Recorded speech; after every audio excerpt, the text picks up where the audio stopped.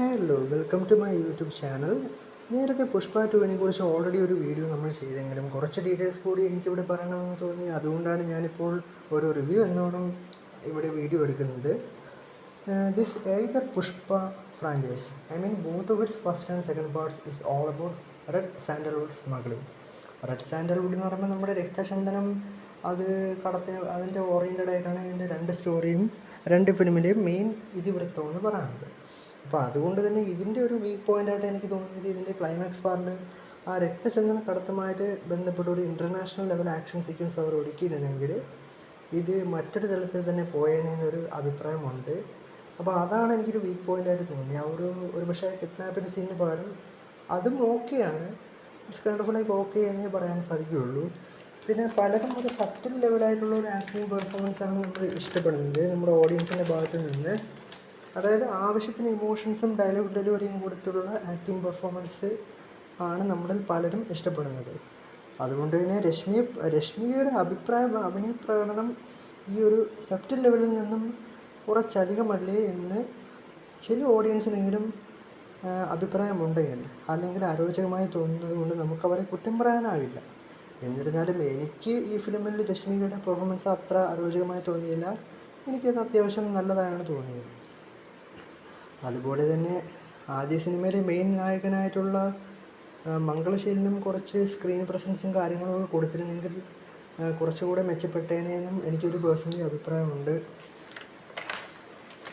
പിന്നെ പുഷ്പ ഫസ്റ്റ് പാർട്ടിൻ്റെ ക്ലൈമാക്സിൽ ഫഹദ് ഫാസിലിൻ്റെ ബൻവർ സിംഗ് ഷിഖാവത്ത് എന്ന കഥാപാത്രത്തിന് നേരിടുന്ന അപമാനം നമ്മളുടെ ഓരോ പ്രേക്ഷകർക്കും എപ്പോഴും ഓർമ്മയുള്ളതാണല്ലോ.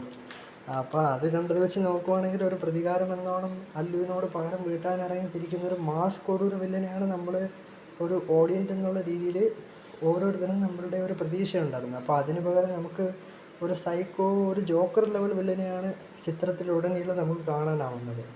അദ്ദേഹത്തിൻ്റെ പെർഫോമൻസ് എന്ന് പറയുന്നത് വളരെ മികച്ചത് തന്നെയായിരുന്നു, അതിൽ യാതൊരു സംശയവുമില്ല. നിസ്സംശയം തന്നെ നമുക്കത് പറയാൻ സാധിക്കുന്നതാണ്. പക്ഷേ അത് മറ്റൊരു രീതിയിലായിരുന്നെന്ന് മാത്രം ഒരു പക്ഷേ ഇതായിരിക്കും ഓഡിയൻസിൽ ഒരു ഡിസപ്പോയിൻമെൻറ്റ് ഉണ്ടാക്കിയത്. അതുകൊണ്ട് തന്നെ ഫഹദിനെ ഞാൻ പറഞ്ഞ ആദ്യം ആ ഒരു മാസ് ഓഡിയൻസിന് ഒരു മാസ് കൊടൂര വില്ലനായിട്ട് തന്നെ അതിൽ കൊണ്ടുപോയിരുന്നെങ്കിൽ ഒരു ഇത്തിരി ഡിഫറെൻ്റ് ആയിട്ട് പോർട്രേ ചെയ്തിരുന്നെങ്കിൽ നമുക്ക് എല്ലാവർക്കും ആ ഒരു കഥ ഒരു വേറെ ലെവലിൽ കൊണ്ടുപോകാമായിരുന്നു എന്ന് എനിക്ക് തോന്നി. അതില്ലാതെ ഞാൻ പറയുന്നില്ല. പിന്നെ അദ്ദേഹത്തിൻ്റെ പെർഫോമൻസ് എന്ത് തന്നെയായാലും അദ്ദേഹം വളരെ നന്നായി ചെയ്തിട്ടുണ്ട്. ഇതിൽ ചില നമ്മുടെ OTTയിൽ വന്ന വേർഷൻ എന്ന് പറയുന്നത് കുറച്ചുകൂടെ എക്സ്റ്റെൻഡഡ് കട്ടാണ്. തിയേറ്ററിക്കൽ ഡേയ്സിൽ കുറച്ച് കംപ്ലീറ്റ് ആയിട്ട് അദ്ദേഹത്തിൻ്റെ സീൻസ് ഇല്ലായിരുന്നു. അപ്പോൾ ഇതിൽ കുറച്ച് അദ്ദേഹത്തിൻ്റെ വില്ലനിസം കാണിക്കുന്നുണ്ടത്. എങ്കിലും ആ സ്വിമ്മിംഗ് പൂൾ സീൻ നമുക്ക് എടുത്തു പറയാതിരിക്കാൻ വയ്യ. നമ്മുടെ നായകന് മുന്നിൽ കോമാളിയാകുന്നൊരു വില്ലനെയാണ് പലപ്പോഴും നമുക്കിത് കാണാൻ സാധിച്ചത്. അതുപോലെ തന്നെ ആദ്യ സിനിമയിലെ മെയിൻ വില്ലനായ മംഗളശീലനും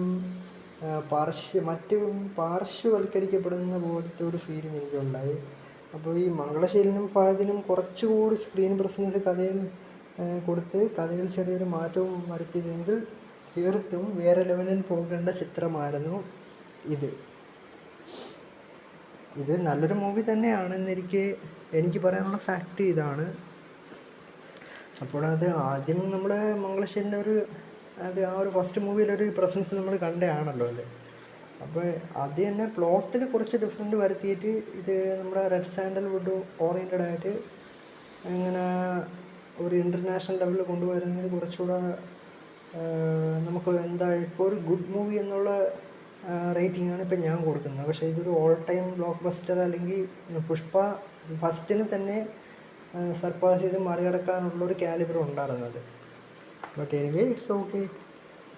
സിനിമയിലെ വിഷ്വൽ എഫക്ട്സും മറ്റുമൊക്കെ ഗംഭീരമായിരുന്നു എന്നാണ് എൻ്റെ വ്യക്തിപരമായ അഭിപ്രായം. പലരും അവസാനത്തെ ആ ഒരു ആക്ഷൻ സീക്വൻസ് കത്തിയാണെന്ന് പറയുന്നുണ്ടെങ്കിലും എനിക്കത് വ്യക്തിപരമായി വളരെയധികം ഇഷ്ടപ്പെട്ടു എന്ന് തന്നെ പറയേണ്ടിയിരിക്കുന്നു.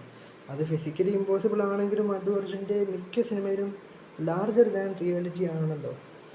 അതെല്ലാം മനസ്സോടെ നെഞ്ചിലേറ്റിയ ഒരു പ്രേക്ഷകരാണ് നമ്മൾ. അതിപ്പോൾ അദ്ദേഹത്തിൻ്റെ ഹീറോ ആയാലും ബദ്രിനാഥ് ആയാലും ആര്യായാലും ഹാപ്പി ആയാലും ആര്യ 2 ആയാലും കൃഷ്ണയായാലും അങ്ങ് വൈകുണ്ഠപുരത്തിലായാലും 100-ൽ പരം പ്രതിയോഗികൾ നേരിടുന്ന സംഘട്ടന രംഗങ്ങളാണ് അതിൽ അദ്ദേഹം ചെയ്തിട്ടുള്ളത്.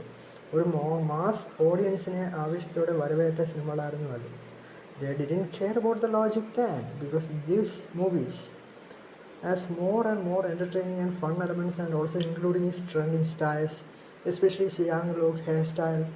ആ ഒരു സ്വാഗ് എന്ന് പറയുന്നത് ദറ്റ് വാസ് കംപ്ലീറ്റ്ലി ഡിഫറെൻറ്റ് മാൻ. പിന്നെ എനിക്കിതിൽ ഇൻട്രസ്റ്റ് ആയിട്ടുള്ള ഇമ്പ്രസീവ് ആയിട്ടുള്ള എലമെൻറ്റ്സ് എന്ന് പറഞ്ഞാൽ കുറച്ച് ആ ടെമ്പിളിലെ ഫൈറ്റ് സീക്വൻസ് എനിക്ക് ഇഷ്ടമായിരുന്നു. വിഷ്വൽ എഫക്ട്സ് ഒക്കെ ഗംഭീരമായിരുന്നു.